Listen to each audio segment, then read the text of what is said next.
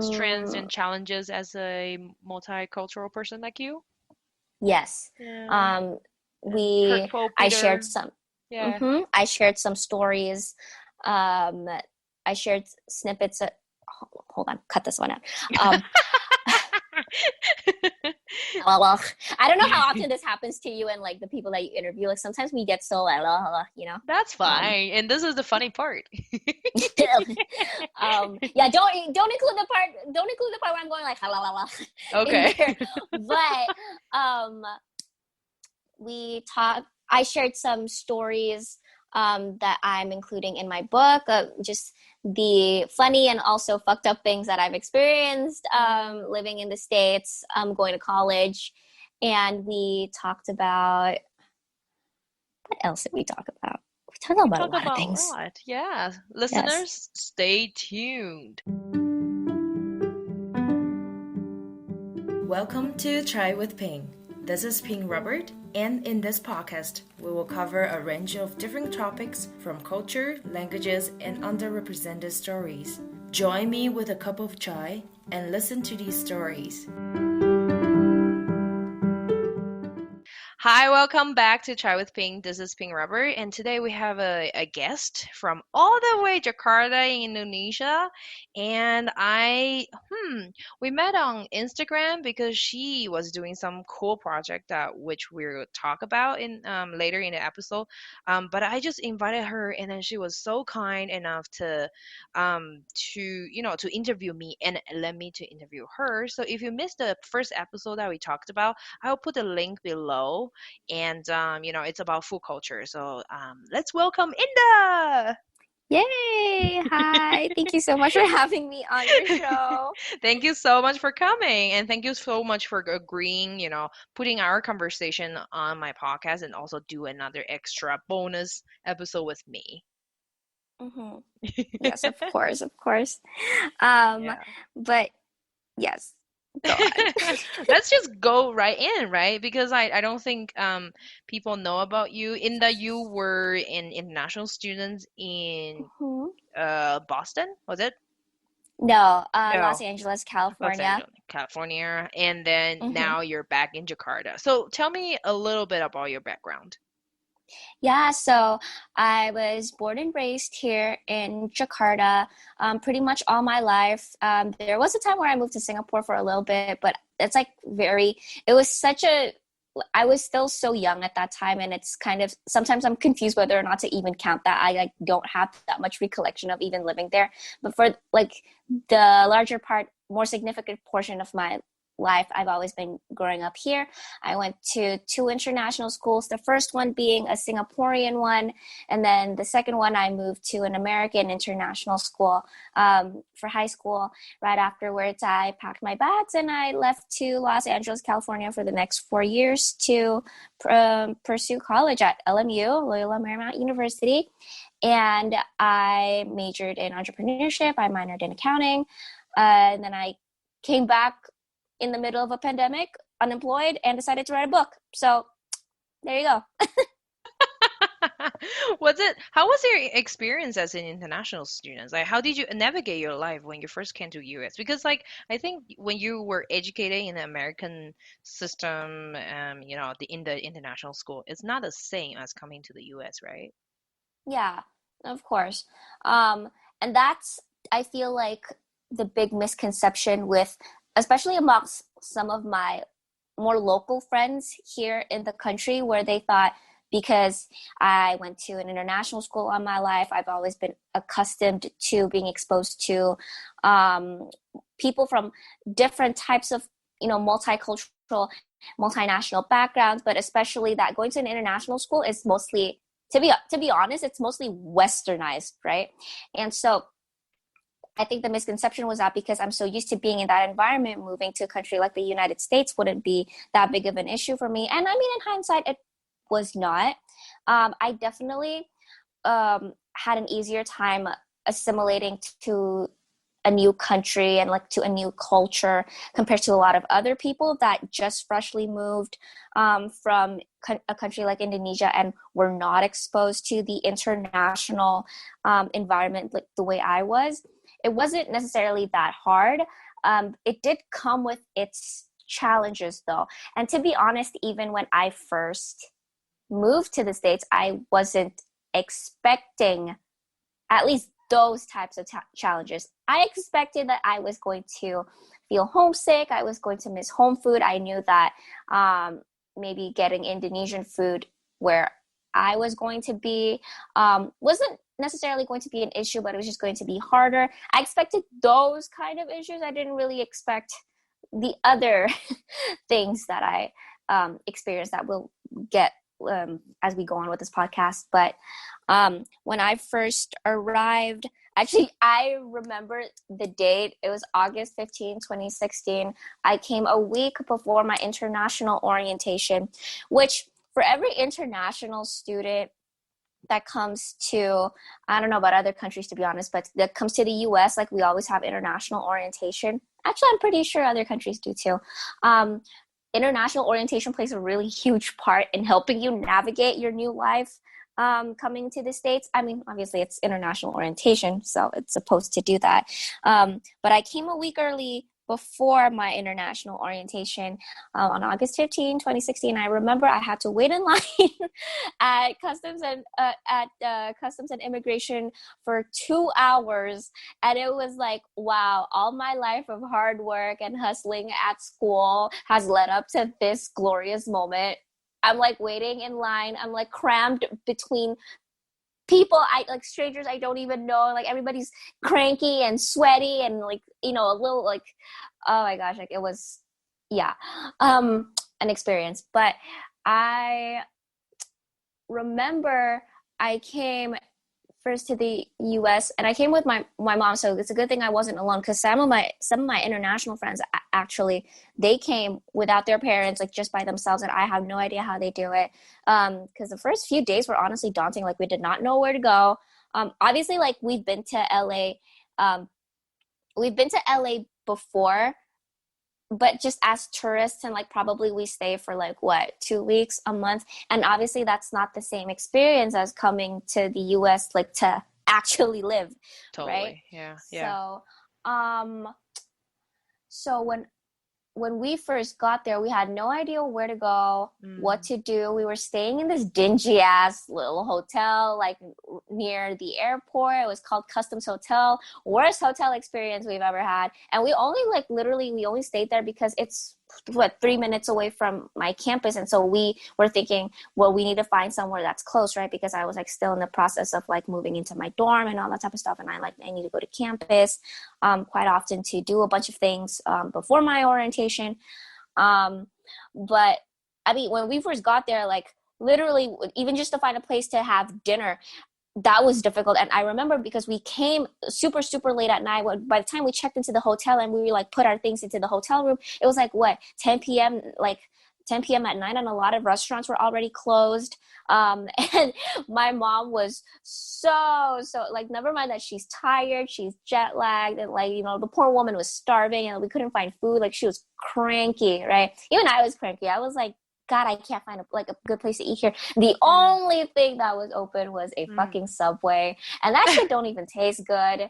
And so we were both like, wow. Like there was a moment, like I can't remember if it was the first night or the second night, but there was a moment, like me and my mom, we were just like in our hotel room, and we were like, I thought it'd be more glorious than this, to be honest. But well, I mean, that's the honest truth, right? That's the honest truth. And maybe that's the thing, like when you first move to a new country and like you have all these like expectations, especially when it's America, right? You're like, oh, America. And that's what everybody thinks, right? Like, oh my gosh, like your life in America must be like so, you know, like grand and like, you know, fancy and posh or, you know, or like exciting, whatever. And I'm like, nah. Yeah. So, like when you never anticipated a hunger, right? Yeah. No, I never anticipated it being like, oh my God, no, it being like 10 p.m. at night, like having like having no clue where to get food, and then having to ask like the security guard that worked in the hotel building, like, hey, where's a good place to like get food here? And then the guy goes like, oh, well, there's a Subway over there. And I'm like, okay, great. But yeah, there was a moment where it was like, oh, it's not that glorious, huh? But I No. mean, you have to be patient. Like, I mean, like, Yeah. and if there's anybody listening to this that's just about to move to the States Yeah. for to go to attend college, and like they're about Yeah. to like head into international orientation, like let me tell you, like do not expect anything glorious on the first night or 2 nights. Like it's not. But It is yeah, I so mean, disorientated. Like, yeah, no, like it we're is going so for the disorienting. orientation, but we're so out of focus and direction.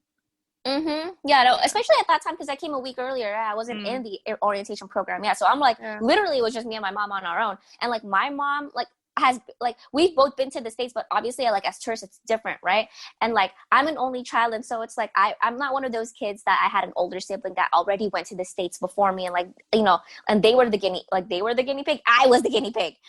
My mom was the guinea pig. Like we had no idea what we were both like walking into, and so but yeah, what it got obviously like it gets better with time. International orientation started, and that was literally my saving grace. I met most of the people that even like 4 years later we've like all graduated, and like we've well now with the pandemic like we've moved back to our own countries, but like 4 years later like we're still the closest of friends. Like I meet at that international orientation, and just a lot of the people that you meet there, like they really do help you get settled. And so I really owe a lot to that 2 weeks. And no, my international orientation was so fucking fun. Other schools don't take you to Disneyland or to like Venice Beach or Yeah. like go bowling. Oh, well, maybe Yeah. like they do like some fun stuff, but like Yeah. they definitely do not take you to Disneyland. Like, I know we're the only school in LA that does that, and so Oh my that was gosh, so you fucking fun. did? Yeah. Yeah, they For took us. how They took us long? to like the whole day. We had the whole day to go to Disneyland. With all like the whole group of international students. Yeah, the whole group of international orientation Wow. students and the orientation leaders, like we all went to Disneyland. That Yeah, wow, that is so cool. This is the coolest orientation I've ever heard. Wow. right. And No, also you guys honestly, are like, very close by, right? uh, to Disneyland. I Yeah. mean, no, I mean Anaheim. I'm not sure how familiar you are with No, definitely not. the geography of LA or LA County, but I know I mean, nothing. we're in LA. We're in LA City, like Los Angeles City. Like I'm literally like 15 minutes away from the LAX airport, and Okay. Anaheim is probably about an hour away. Maybe the Okay. closest without traffic is like 45, I want to say. Okay. But it's not that far, but it's Yeah. not the Not that closest super close. either. Got it. Yeah, it's Okay. not the Okay. closest either, but they still took us there anyway, and that was really fun. That is so But fun. Yeah. yeah, in terms of how I navigated my life, like afterwards, because obviously orientations were only 2 weeks.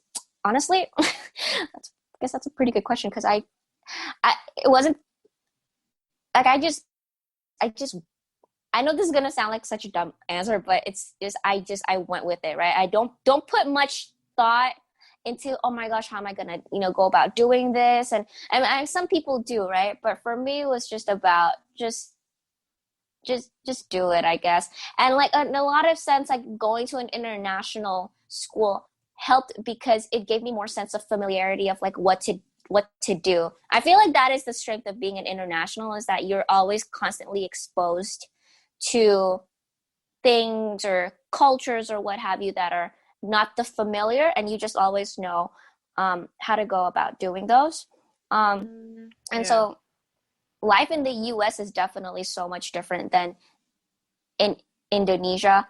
Yeah. Part of it, how I guess looking back, part of how I navigated it was, I mean, luckily I've already had exposure like through international orientation. That was kind of like the test run, right? Or like, like the first week that I was just, with my mom, like that was kind of already like, the test run, like I already got a taste of like how things work over here. Yeah. Not going to lie, if you grow up watching like American movies or American media, like that also Yeah. kind of helps because it's kind of like, I mean, some of it's kind of accurate, no? Oh, okay. And I mean, yeah, I guess that's about how I went about navigating my life. How did you make friends like on the first day? When you see people, do you just go and say hi? That's a good question. On the first day, not going to lie, making friends was probably not the hardest, but it wasn't the easiest. And it even surprised me because I've always known myself to be more of a social butterfly, and like it's Yeah. very easy for me to talk to people. And no, it was. I talked to a lot of people and I made a lot of acquaintances. I feel Mm-hmm. like it was hard for me to get past that acquaintance level and, Oh, like develop a deeper relationship yeah. with some people. Yeah. I feel like, in international orientation, like I I met the people that at that time I didn't know, like for the next 4 years, like, oh, like these are my people, at that time I didn't know yet, right? Like it was just kind of still, I guess it was like my relationships built slowly. I guess I feel like in hindsight, my first year of college, I was mostly, I guess for the most part, I was mostly alone. I was like, compared to like, the later 3 years, my first year was kind of that. I mean, yeah, it's your first year, right? It's like your test run year. It's my year that I kind of just spent alone. And I lived in a dorm with a roommate, but she was never really there. And so I had a lot of me time.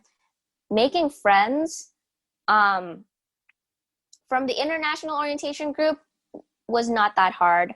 Um, I will say making friends outside of that, there was a time where I felt like there were people outside of like the international student group that didn't really want to be friends with, maybe not per se me, but they definitely like, and I don't want, I'm trying to be careful with how I say this because obviously I do not want to like sound racist or whatever, but it's like Mm. all the white kids just want to hang out with the white kids, all the black kids just want to hang out with the black kids. Even Oh, with the okay. Asian, even within the Asian population, there are Asian Americans, Yes. right? And I feel like Yeah. this is something that a lot of people don't understand, is that Mm. Asian Americans and Asian Asians are very different. And you and I know this because Oh, we're Asian yes. Asian. Yes, that's right. Yes. Where we grew up is very different, and how we do life, totally different culture. Our Yeah. outlooks, our mindsets, like even like our interests, right? Like there, and Yeah. of course, interests different people by people, but amongst a Mm. group of people, there are shared interests, and ours just tend to. I find that with Asian Americans, ours just don't overlap, right? And so Mm. I guess that was, and I don't know how many international students related to this, but it was kind of like the American kids didn't want to hang out with the international kids, and maybe that was just at my Yeah. school. Maybe it wasn't even about being an international student. Maybe it was just me, right? I mean, but Yeah. being, Well, I I mean, felt I that guess too sometimes, but I it's don't so know. hard to tell if they Yeah, really exactly. don't want to, or it's just like it's a natural thing, like, circles, like communities are Hmm. different, and then it kind of already establish a present one. So then, like, the new people, we're kind of like, okay, so how do we find our own? Hmm. Yeah. Yeah. I will say there were some international students I knew that Hmm. from their home countries, like some of them, like even from here in Indonesia, and like everybody, like, like they Stick together. somehow, no, somehow all the international students in Indonesia just like know each other. It's such because we're such a small circle, because Yes. it's such a small circle, and it's Yeah. so annoying. But um, but even like from outside of Indonesia, there were people that luckily enough, I guess, like they had Mm. people from back home, like they already knew, so they already knew like who to stick to, like in international Oh, orientation. I stuck with yeah. my mom the entire time. Okay, like I was alone, and I met friends like that I could like stick around to, like kind of like we didn't know if we were gonna be, you know, homies for the next 4 years or whatever, but like, hey, I'm just gonna stick with you guys, like at least for now, you know what I mean? Like y'all seem cool. Because I didn't want to just stick with my mom the entire time. Like I'm not gonna try to be that lame kid. But yeah, and I kind of just forgot like where this question is headed. I'm so sorry. Like I'm how like you so off track navigated right in now. life. That's what. So, but like, I have a question. Do Hmm. you did you want to assimilate to the American culture? Uh, yeah, I see. I've always thought my principles and my values when it comes to assimilation, like it's like very standard, right? Like wherever you go, like to any new country, even as a tourist, I apply this to myself at least. Like that's the expectations that I have for myself, and honestly for other people, but that's a little bit of a stretch to expect that of others. But even when I go as a tourist, I assimilate to the country the new country that I'm in. Like there are certain ways. Like if I go to Taiwan, okay, if I go to Taiwan, there are going to be like perhaps there are going to be certain things that you just don't do, like per Asian custom, per Taiwanese customs. Yeah. I'm going to everywhere I go, to the best of my abilities, I'm going to Yeah. speak in Mandarin, and I'm going to like try limit the English. And I know, Okay. like, okay, for like Taiwan, that's a different thing. Like, I actually do speak Mandarin, but then, like, Yeah. let's say I go to Japan and I Yeah. don't really speak that much Japanese, right? Yeah. I'm still going Yeah. to learn a bunch of phrases. And then everywhere else, it's fine. Like, I talked about this in my book, and it's one of Yeah. those things that's like, you know, you're like, if you're just a tourist, and we're only talking about tourists here, we're not even Yes. talking about if you're like actually living there. Like, if you're just a tourist, I feel like it's not that burdensome for you to learn like, let's say I speak zero Mandarin, right? I don't think it's that burdensome for you to pick up some basic phrases. Just to show, because no matter what, like, if you're a tourist or you're someone that's like living there for, you know, like for a year or for 4 years, like, you're a guest at someone's home. Yes. You need to assimilate to them. That's the same attitude I had coming to America. So, like, I knew, like, I wasn't going to try to do things the way I did back in Indonesia. No, I have to, like, assimilate to how Americans do it. And I had absolutely no problem with that.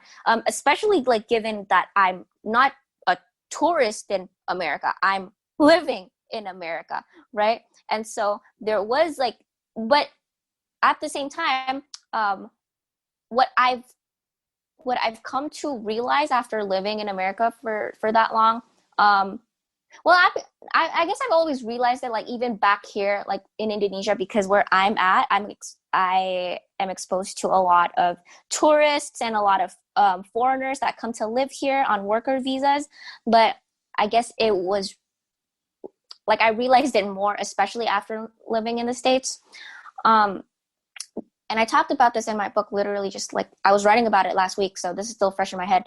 But there is this thing where a lot of Western English-speaking people from countries like the US, Canada, Australia, the UK, why is it that every time they come to our country, it's like they don't want to assimilate, right? They don't pick up the local language. And, like, let's not talk about the tourists, right? Let's just talk about the people that work here and live here. And I'm sure, you being from Taiwan, there are a lot of expats in Taiwan, and I'm sure you have some experience on this too, that they come and they don't pick up the local language. They go everywhere, they expect to be, you know, to be served speaking in English. Yeah.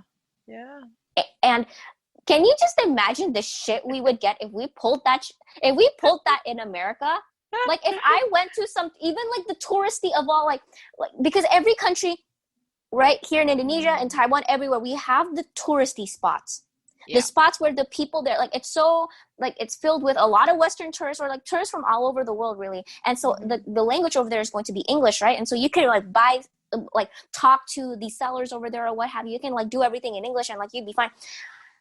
There are places in our countries that are like that accommodate to the English language. Can you imagine if we went to America and, like, we talked to if we went to Chinatown, like the most, like, touristy part of it, and, like, start speaking in Chinese? Like, I mean, I'm sure, like, not speaking Chinese, like, speaking in Chinese, or, like, you know, going to, like, other touristy areas, like, around America, and, like, we start speaking in our own languages. Like, that shit is not going to fly.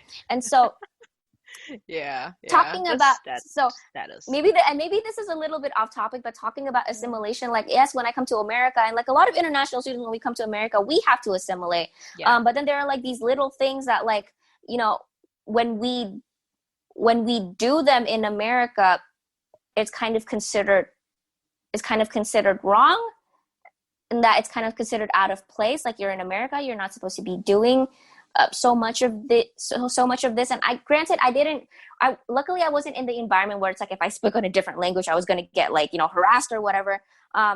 It's been interesting hearing other people's stories, like, from surveys and interviews, because of what I'm doing with my book. It's been interesting to hear other people's stories where they have, and to me, that's just bizarre. When we do our own things, like the way, like, you know, when we speak the language that we want to speak, or we eat the food that we want to eat, or, like, the way that we want to eat them, and just, like, all these things, like, when we bring them to America, it's like, sometimes there are people that view it as out of place. Um, and it, and you know, like it's just not the same. It's not the same treatment that we give them when they come over here. I don't know if I'm making any sense right now, and maybe this is a I little bit do. off topic, but I think I understand what you're saying is that there is a privilege as Americans when they go out, people mm-hmm, accommodate their needs. However, vice versa, when Asian come to the States, we mm-hmm, are expected to assimilate to their culture, to language, and then we probably need to be a little, changing our color to suit the yeah, American colors. uh-huh, And yeah, I wonder, like, that power dynamic, or maybe it mm-hmm, has to do something with I don't know. I don't really know enough to say, but like race or power or history or mm-hmm, colonialism. mm-hmm, Like if yeah. there's any listeners who know why this trend is happening, please leave a comment to let us know. Yeah. I guess it's also like I think Taiwan is a colonized country. It used to be colonized for almost 60 years by Japan. Mm-hmm, And, like, a lot of people kind of look up to the US Army or, white people, mm-hmm, because we kind of accepted the help and support from them. I don't know mm-hmm. about Indonesia.